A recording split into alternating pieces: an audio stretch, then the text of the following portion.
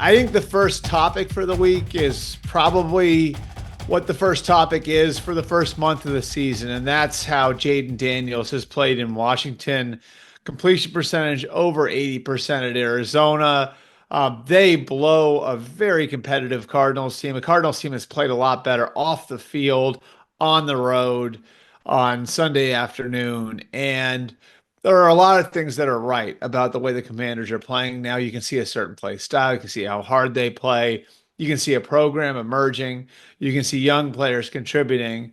But so much of it comes back to what Jayden Daniels has been able to do in his first year as an NFL player and over his first month as a starting quarterback. And whether or not this is sustainable, some of the numbers certainly aren't. His completion percentage will drop. I can promise everybody that. But, I think what we're seeing here is a quarterback who's very much prepared for the moment. 55 college starts.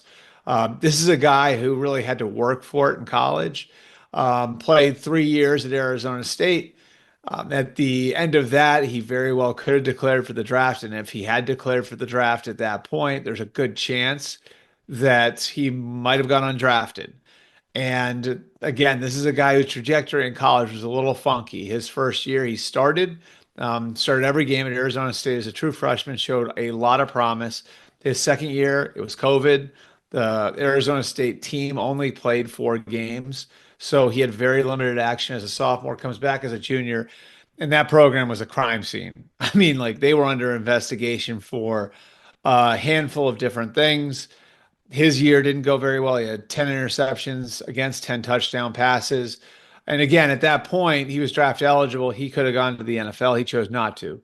And this is where the transfer portal can be really effective for players. He used the transfer portal to get to LSU. Obviously, the rest is history. He wins the Heisman Trophy there. But on top of just playing better, he had the experience of having gone through all of this, getting 55 college starts, having to play in 2 major programs, having to play in 2 major conferences, having to see so many different types of defenses, having to run different types of offenses. The library of stuff in that kid's head is vast because he's seen a lot, because he's played a lot, and because all of that thoroughly prepared him for the NFL. So I think that's one piece of it that we should not undersell. His readiness for the NFL for some of the same reasons Brock Purdy was really ready for the NFL a couple years ago as a rookie. Jayden Daniels is ready for the NFL. I think what's really most impressive about it, though, is where he's at and the stage the Commanders are at with their building.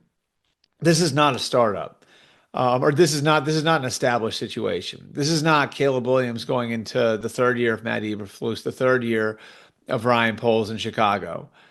This is not, Bo Nix, going into year 2 of Sean Payton in Denver. This is not J.J. McCarthy going into year 3 of Kevin O'Connell and Kwesi Adolfo-Mensah in Minnesota. This is very much a reset year for the Washington Commanders. If you remember last year, they traded their top 2 edge rushers, Chase Young and Montez Sweat, in midseason.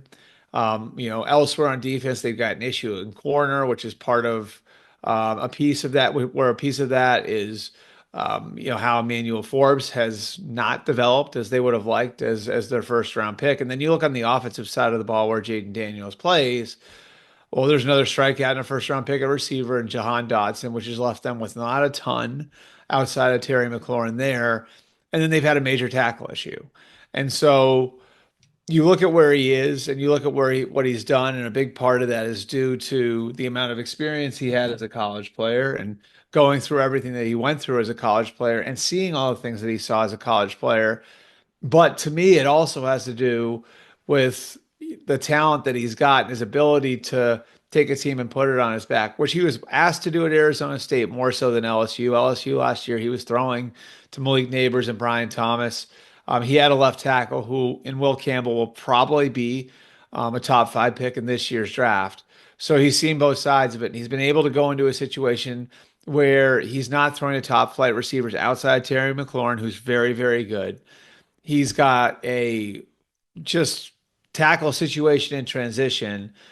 And, he's been able to take the team and play the sort of game it needs him to play to win. And here the Commanders are at 3-1 in first place in the NFC East, and Jayden Daniels is playing great, great football. I don't think you can say enough for the job that Jayden Daniels has done in bringing that program along and fast tracking the program and where Dan Quinn is looking to take it. And I think there were a ton of great examples from the last week that they spent in Arizona. They had the Monday night game in Cincinnati. Everybody knows how well they played there. They went straight to Arizona from there. There were examples from the ground in Arizona the week they spent out there. Dan Quinn's office was two doors down from the quarterback's room. Dan told me after their game on Sunday that the light was on at 9 p.m. in that quarterback's room, and that quarterback's room was full. So it's a kid who knows what it's going to take to make it in the NFL, who's paying the price to make it in the NFL, and who has so much experience, both life and football experience that he's gone through over the last 5 years that have prepared him to put a Commanders team on his back more so than most rookies would be able to.